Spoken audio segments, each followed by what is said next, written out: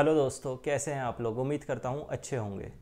आज की video solitary confinement के ऊपर होने जा रही है। आज की वीडियो में हम समझेंगे कि सॉलिटरी कन्फाइनमेंट होता क्या है, सॉलिटरी कन्फाइनमेंट किसे दिया जाता है, कितने टाइम के लिए दिया जाता है, क्यों दिया जाता है और कौन कौन से सेक्शन में दिया जाता है, कौन से सेक्शन हैं जो सॉलिटरी कन्फाइनमेंट से डील करते हैं। तो इस वीडियो में सॉलिटरी कन्फाइनमेंट के बारे में ही सारी इन्फॉर्मेशन होने जा रही है। तो बिना किसी देरी के वीडियो को स्टार्ट करते हैं। आगे बढ़ने से पहले हम सॉलिटरी कन्फाइनमेंट का मतलब समझ लेते हैं। सॉलिटरी कन्फाइनमेंट होता है, अगर हिंदी में देखा जाए तो इसे बोलते हैं एकांत कारावास। अब इस नाम से आपको कुछ कुछ समझ आने लग गया होगा। आपने पिक्चरों में कई जगह देखा होगा कि काल कोठरी की सज़ा हो जाती है कई लोगों को। बहुत सारे कैदी होते हैं, वो एक साथ जेल में रहते हैं। वहीं कुछ ऐसे सेपरेट कैदी होते हैं जिनको एक छोटे से अंधेरे कमरे में डाल दिया जाता है और वहीं वो अपनी सज़ा काटते हैं। तो आपने पिक्चरों में तो ऐसा देखा होगा।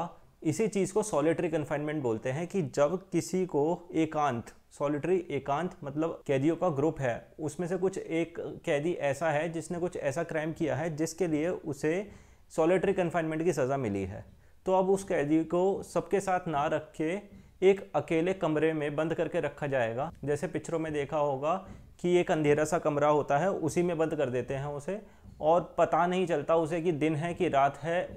कमरे में अंधेरा रहता है, कोई आइडिया नहीं, ना किसी से बातचीत कर सकता वो। इसी चीज़ को सॉलिटरी कन्फाइनमेंट बोलते हैं। अब हम देखेंगे कि सॉलिटरी कन्फाइनमेंट कौन सी सिचुएशन में दिया जाता है।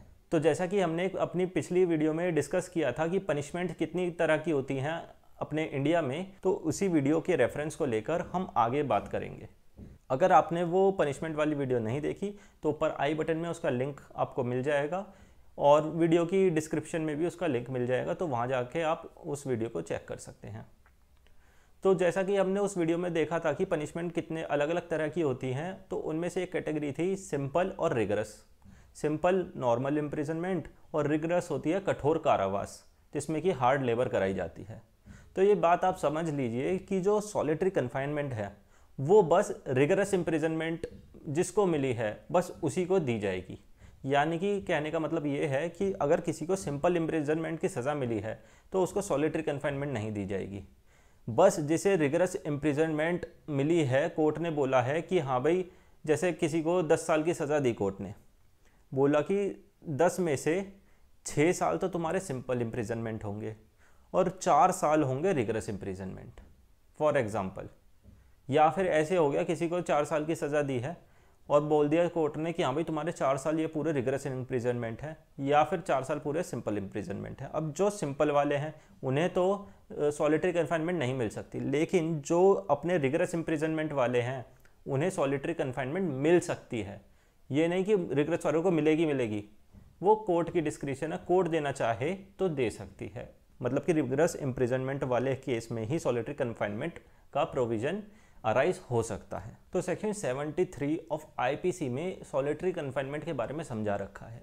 इसी सेक्शन में हमारे को बता रखा है, ये जो मैंने अभी आपको ये सारी चीज़ें बताई कि रिगरस इम्प्रिजनमेंट में होगी और कैसी सिचुएशन में होगी, तो ये सारी बातें हमें आईपीसी के सेक्शन 73 में ही बता रखी हैं। ये इन्फॉर्मेशन भी आईपीसी के सेक्शन 73 में दे रखी है। इसमें बता रखा है कि कितनी कितनी सॉलिटरी कन्फाइनमेंट मिल सकती है। तो अगर हम टेबल को देखें, ऊपर लिखा है रिगरस इम्प्रिजनमेंट और इधर लिखा है सॉलिटरी कन्फाइनमेंट। मतलब कि जब इतनी रिगरस इम्प्रिजनमेंट होगी तो इतनी सॉलिटरी कन्फाइनमेंट मिल सकती है। अगर 6 महीने तक की रिगरस इम्प्रिजनमेंट मिली हुई है तो 1 महीने तक की सॉलिटरी कन्फाइनमेंट मिल सकती है। यानी कि अगर किसी को 1 साल की सज़ा हुई है उसमें से 6 महीने सिंपल और 6 महीने रिगरस इम्प्रिजनमेंट है, तो जो 6 महीने रिगरस वाली है ना, उसमें से 1 महीना सॉलिटरी कन्फाइनमेंट का हो सकता है, उससे ज़्यादा नहीं होगा, 1 महीने से ज़्यादा नहीं हो सकता।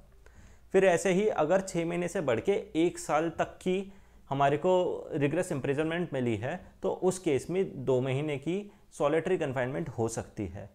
और अगर वो पनिशमेंट रिगरस इम्प्रिजनमेंट यानी कि वो अगर 1 साल से बढ़ जाती है, 1 साल से ऊपर होती है, यानी कि मोर देन 1 ईयर है, तो मैक्सिमम जो सॉलिटरी कन्फाइनमेंट का टाइम होगा वो 3 महीने का है।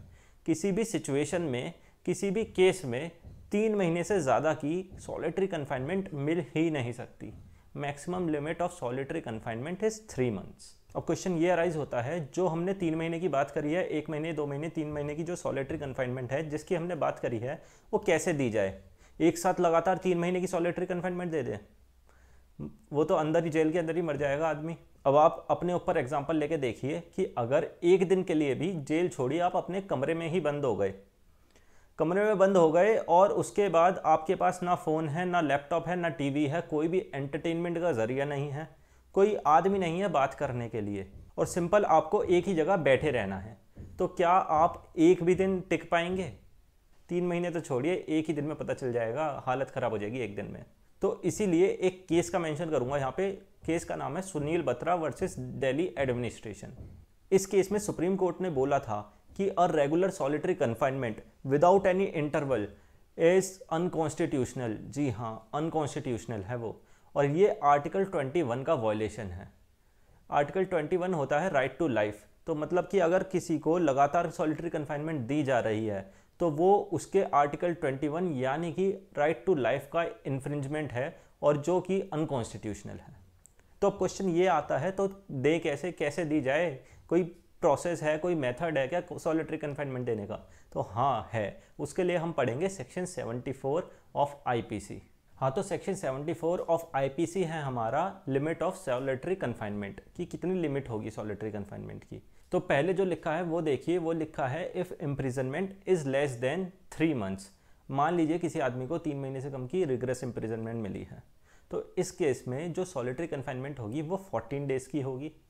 उस 14 डेज़ के बाद 14 डेज़ का गैप होगा, और उसके बाद फिर से 14 डेज़ की होगी। जैसा कि हमने पहले पढ़ा था कि जो सॉलिटरी कन्फाइनमेंट थी, अगर 6 महीने तक की होगी तो 1 महीने की मिलेगी सज़ा, 6 महीने की होगी तो, और अगर 6 महीने से ऊपर 1 साल तक की होगी तो 2 महीने की मिलेगी।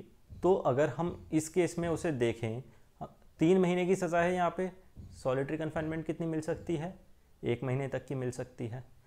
अब देखें कि अगर मान लीजिए 3 मंथ्स है, 2 महीने की सज़ा मिल गई, और उसमें से 1 महीने की सॉलिटरी कन्फाइनमेंट है, तो वो पीरियड वो कैसे गुजारेगा?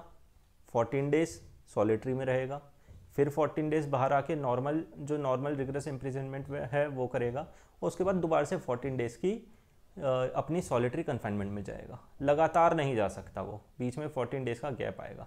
लेकिन वहीं दूसरी जगह अगर वो इम्प्रिजनमेंट 3 महीने से ज़्यादा टाइम की है, तो उस केस में जो सॉलिटरी कन्फाइनमेंट होगी वो 14 डेज़ से घटकर 7 डेज़ की हो जाएगी। यानी कि इस केस में होगा 7 डेज़ की सॉलिटरी कन्फाइनमेंट, 7 डेज़ का गैप, और 7 डेज़ की फिर से सॉलिटरी कन्फाइनमेंट। अब इस सेक्शन में ये भी दे रखा था कि जो 7 दिन वाली सॉलिटरी कन्फाइनमेंट है, तो ये 1 महीने में एक ही बार होगी, 1 महीने में 2 बार 7-7 दिन की नहीं हो सकती। लेकिन आप सोचिए, कोई दिमागदार जेलर होता तो भाई 7 दिन की, महीना जब ख़त्म होने वाला है तब सॉलिटरी कन्फाइनमेंट दे दी, और अगला महीना जब शुरू होने वाला है तब दे दी, तो 1 महीने में एक हुई, इस वाले महीने की एक, उस वाले महीने की एक। लेकिन अगर वैसे देखें तो वो लाइन से सीधी चल जाएगी। तो इसलिए ये वाला रूल है कि 7 दिन, फिर बीच में गैप, फिर 7 दिन, और गैप कितना? जितनी सॉलिटरी कन्फाइनमेंट बिताई है, जैसे 7 दिन की, उतना ही गैप, जितनी बिताएगा उतना ही गैप, फिर जितनी बिताएगा उतना ही गैप।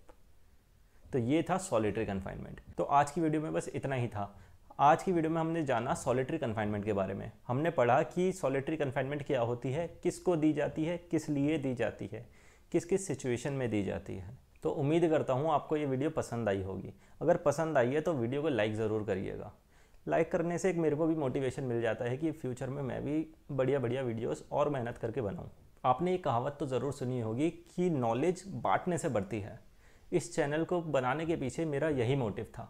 कई ऐसे स्टूडेंट्स होते हैं जो गवर्नमेंट एग्ज़ाम्स की तैयारी करना चाहते हैं, कई लॉ स्टूडेंट्स होते हैं, उन एस्पिरेंट्स के अंदर पोटेंशियल तो बहुत होता है, लेकिन उन्हें गाइडेंस नहीं मिल पाती।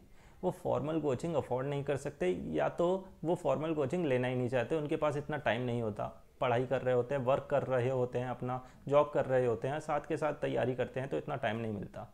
बस इसीलिए मैंने ये यूट्यूब चैनल बनाया है कि जो थोड़ी बहुत नॉलेज मेरे को है वो मैं उन स्टूडेंट्स तक पहुंचा सकूं। तो इसीलिए मैं ये वीडियोस डालता हूं, और जब इन वीडियोस के ऊपर आपके लाइक और कमेंट आते हैं तो उससे मेरे को भी मोटिवेशन मिलती है फ्यूचर में और भी बढ़िया वीडियोस बनाने की। अगर आपको मेरी वीडियोस पसंद आती हैं तो वीडियो को लाइक ज़रूर करा कीजिए। साथ ही अगर आपके कोई सजेशन है तो कमेंट सेक्शन में लिख के बताइए। उसके बाद अगर आप इस चैनल पे नए हैं तो चैनल को सब्सक्राइब भी कीजिए और नोटिफिकेशन बेल को ऑन कर दीजिए। मैं फ्यूचर में आपके लिए ऐसी ही बढ़िया नॉलेजेबल वीडियोस लाता रहूँगा। तो मिलते हैं नेक्स्ट वीडियो में, तब तक के लिए जय हिंद जय भारत।